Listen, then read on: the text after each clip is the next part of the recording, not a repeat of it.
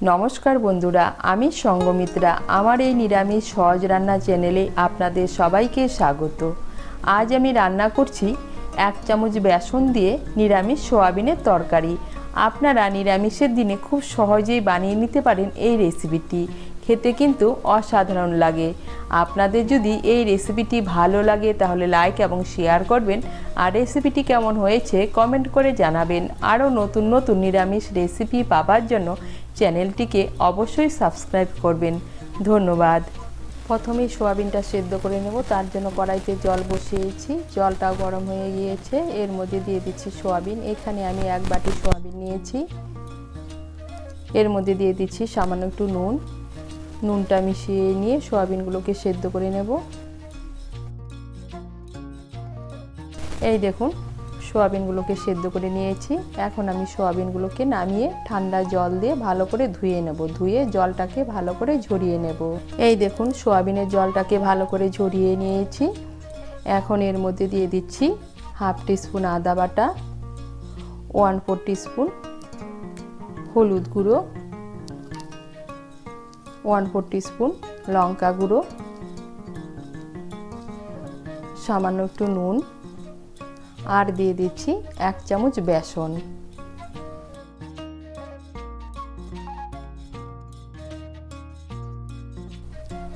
সমস্ত উপকরণ দিয়ে সোয়াবিনটাকে ভালো করে মেখে নেব। এই দেখুন, সোয়াবিনটাকে ভালো করে মেখে নিয়েছি। এখন আমি সোয়াবিনটাকে রেখে দেব।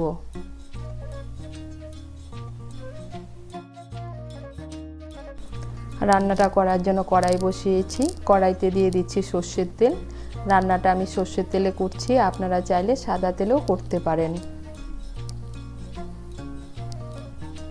তেলটাকে ভালো করে গরম করে নেব। তেলটাকে গরম করে নিয়েছি। এখন প্রথমে এর মধ্যে আলুগুলো ভেজে নেব। এখানে আমি 3টে মাঝারি সাইজের আলু সেদ্ধ করে টুকরো করে কেটে নিয়েছি।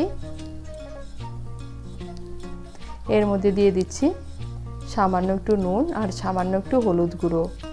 নুন আর হলুদ গুঁড়ো মিশিয়ে নিয়ে আলুগুলোকে লাল করে ভেজে নেব।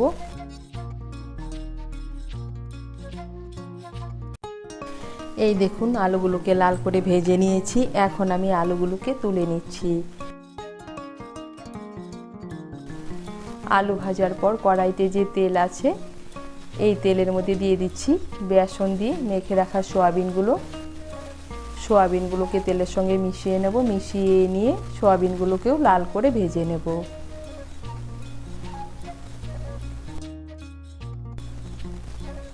এই দেখুন, সোয়াবিনগুলোকে লাল করে ভেজে নিয়েছি। এখন আমি সোয়াবিনগুলোকে তুলে নিচ্ছি।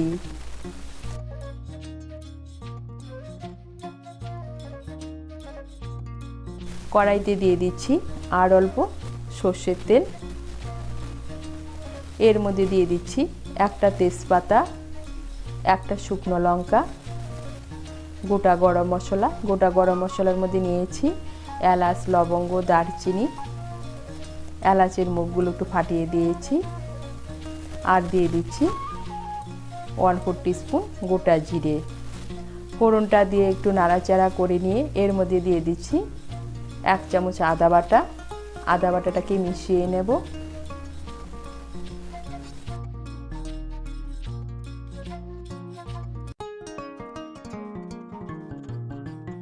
মিশিয়ে নিয়েছি। এখন এর মধ্যে দিয়ে দিচ্ছি 1টা মাঝারি সাইজের টমেটো কুচি। টমেটো কুচিটাকেও মিশিয়ে নেব।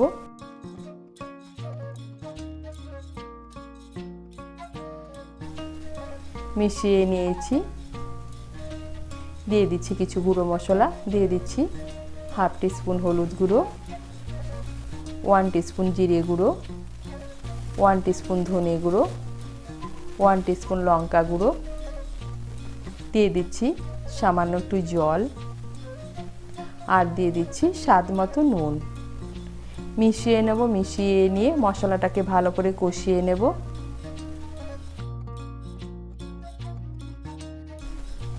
এই দেখুন, মশলাটাকে ভালো করে কষিয়ে নিয়েছি। এখন এর মধ্যে দিয়ে দিচ্ছি ভেজে রাখা আলু আর সোয়াবিন। দিয়ে দিচ্ছি সামান্য একটু জল। আমি যে পাত্রে আলু আর সোয়াবিনগুলো রেখেছিলাম সেই পাত্রটা ধুয়ে দিয়ে দিচ্ছি সামান্য একটু জল, মিশিয়ে নেব। মিশিয়ে নিয়ে আলু আর সোয়াবিনটাকে মশলার সঙ্গে ভালো করে কষিয়ে নেব। এই দেখুন আলু আর সোয়াবিনটাকে মশলার সঙ্গে ভালো করে কষিয়ে নিয়েছি। এখন এর মধ্যে দিয়ে দিচ্ছি জল। আপনারা যেরকম ঝোল খাবেন সেই অনুযায়ী জল দেবেন। আমি এর মধ্যে 2 কাপ গরম জল দিচ্ছি। জলটাকে মিশিয়ে নেব। মিশিয়ে নিয়ে ঝোলটাকে ভালো করে ফুটিয়ে নেব। এই দেখুন 5-6 মিনিট ঝোলটাকে ভালো করে ফুটিয়ে নিয়েছি। এখন এর মধ্যে দিয়ে দিচ্ছি সামান্য একটু চিনি। চিনিটা অপশনাল, আপনারা যদি পছন্দ না করে না দিলেও চলবে, কিন্তু নিরামিষ রান্নায় একটু চিনি দিলে খেতে ভালো লাগে। দিয়ে দিচ্ছি চিড়ে রাখা 4টে কাঁচা লঙ্কা, দিয়ে দিচ্ছি 1/2 টিস্পুন শাহি গরম মশলার গুঁড়ো, আর দিয়ে দিচ্ছি 1 চামচ ঘি।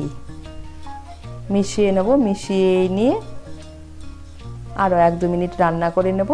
1-2 মিনিট রান্না করে নিলেই তৈরি বেসন দিয়ে নিরামিষ সোয়াবিনের তরকারি।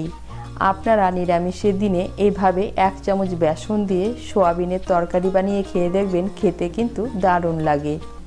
তৈরি হয়ে গেল 1 চামচ বেসন দিয়ে নিরামিষ সোয়াবিনের তরকারি।